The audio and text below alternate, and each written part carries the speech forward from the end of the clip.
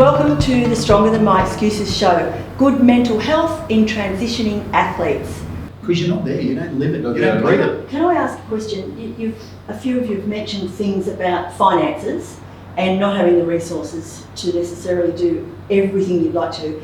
Is there, and this may already be happening, but could players when they first come in be mentored by other players, and as they go through they mentor others, continue that for a year or two after they leave the game, so that they're feeling like they're at least mentoring someone that's still playing?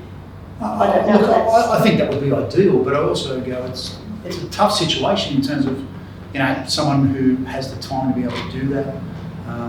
Whether they will get paid to do that. And I know not everything's about being paid, but your time is valuable. And if you are going through that transition period yourself, then you may not have that time available to actually commit to what needs to be done. Because it's not just, again, this isn't about, a token hour a week or whatever it is. It actually needs to be something that you need to invest in this player and take the time. Very hard. So what is your action tool that you think you could give to the viewers that they could do right now to get a bit of support if they're feeling isolated or they're already in that position? I think I've always thought ahead. Like when I was a football player, what did I want to do? And I was lucky I worked in the sports industry. So as a sales rep, and then I wanted to get a management job, which I did, and then I became a coach, had my own business, and then I always thought ahead, what can I do next week? And I think it's making people... So planning before they even You have to plan and start looking, because you just don't go knocking on a door and get a job. Well, Mossy did, but he's just lucky. But he's very lucky.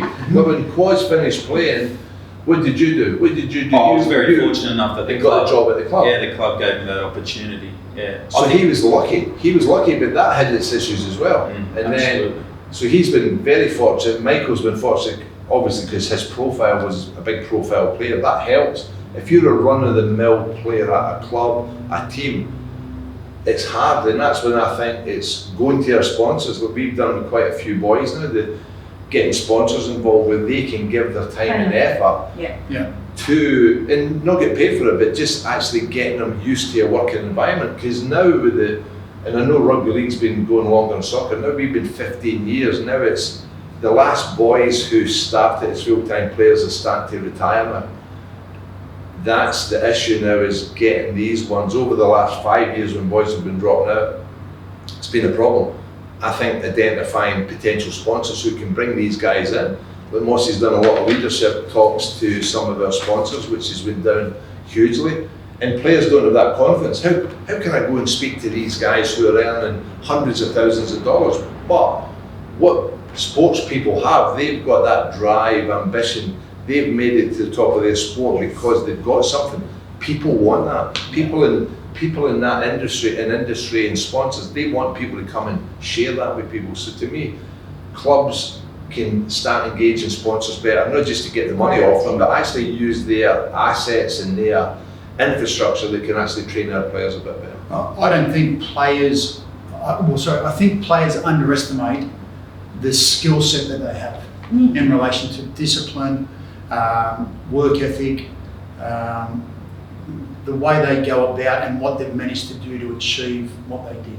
Yeah. Okay, you take that skill set and you put that into any workplace, it is that valuable. Plus you throw in the fact that it's a team culture, right? We're all team here, and it's not about the individual, it's about the team, and bringing the best out in certain individuals and knowing that what your role is in that team and the part that you play has a major effect on the guy next to you, the guy down the road, well, not down the road, down the field there.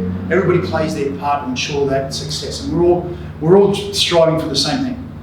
A win, B a premiership. Yep. That's what we're all striving for, right? There's no doubt about that. So I think as individuals, players, we underestimate our skill set when it comes to that, and players don't necessarily take advantage, especially early on in their career, because they're a little bit shy. They don't take advantage of the opportunities that are there for them in relation to sponsors, because I can assure you that sponsors are willing to engage with you. But as Mossy said, it's only 3 years for most guys. So you don't get that confidence after 18 months, 2 years. You're still sort of trying to find your feet and uncertain as to where you are, and you think you're going to have a 10 or 15 year career. Yeah. So it's a long way down the track as to when I need to think about when I'm going to retire. Yeah. But unfortunately, injuries, form, better players come along, whatever it may be. Can stop it. 100% can.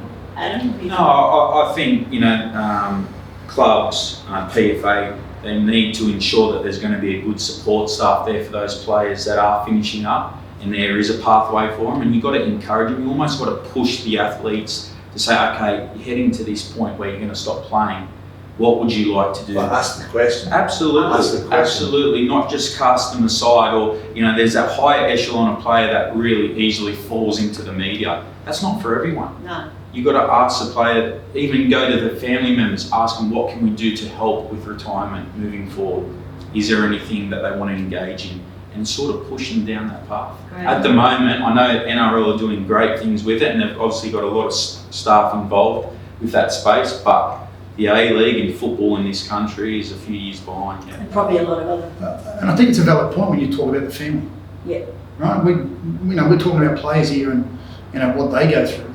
But if they've got a wife and kids, that transition is just as hard. Yes. Right? Because they've become accustomed to a certain lifestyle. And I'm not talking financially, just the player being around more as a dad. And those things take time to adjust. Yeah. I can assure you, I had more time at home with my kids when I was playing than when I wasn't. I would have loved to have thought that once I finished playing, that I would have had that more time with my kids, but it wasn't the case. Because you actually have to work and earn a dollar. You do. Okay, and as a footballer, I didn't think I was earning a dollar. I was just doing something I loved, was passionate about, and I didn't see it as work. Yeah. And Mossy? I think at the end of the day, we can have all these support networks, finances in place to help, I guess, athletes transition. But I like what Mike said before. If we don't have the belief, I guess, in ourselves, not just as athletes out in the field, but within those life skills, having those life skills, and yeah, it's scary to, I guess, have that belief that, hey, I can go step into an office full of CEOs and give a talk about team culture and those sorts of things. But we have the belief as an athlete every day since we were kids. So it's in there. Everyone has a gift inside them, but you have to speak up. You have to, I guess, take that first step and have a go. And before I came to Newcastle 2 years ago, I was thinking about what can I do, and I don't want to just come to Newcastle as a footballer. I need to think about my transition as well.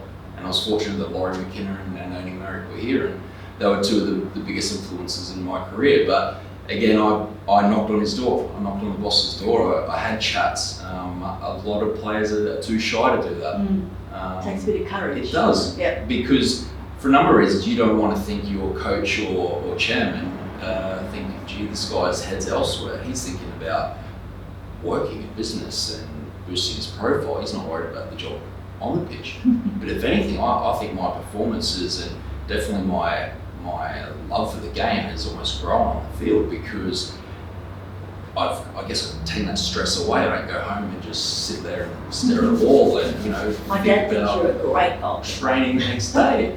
Now, I'm saying to Lawrie, hey, next time you go and meet some sponsors, if there's a chance for me to come along, I'd love to come along.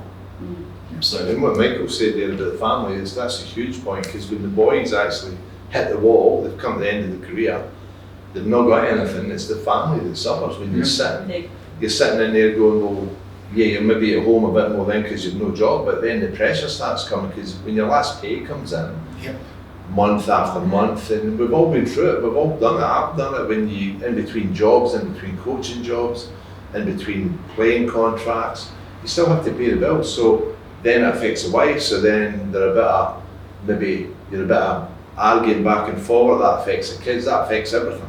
So it's very real. But you've done, I'm going to be a goalkeeper. We spoke about Mossy came to me last year, he had the chance to be the New Zealand international team's goalkeeping coach. Did I think it was a good idea? I was like pushing them out the door. It never came to that because they never did any games and the coach resigned, but now that's popped back up, and that's a possibility for this year, which is a great thing. That for more than a year now, Mossy's planned, that's the transition into the game. The last 2 years now, so that's what I just think planning ahead. So that's it for the panel discussion. Thank you all for watching, and please don't forget to check us out on other social medias, like us and make comments, and don't forget to subscribe to our YouTube channel. All right, so I'd also like to thank our venue today, Central Coast Stadium. It's fantastic to be here. The beautiful backdrop. I know that it's a bit bright coming in, but it's fantastic to be here. Our videographer and editor, Sarah Cook from Atlantic Studios, what a great job she does, and also our major sponsor, Newcastle Jets Football Club. So thank you very much, couldn't do it without you, and bye for now. Bye. Bye-bye.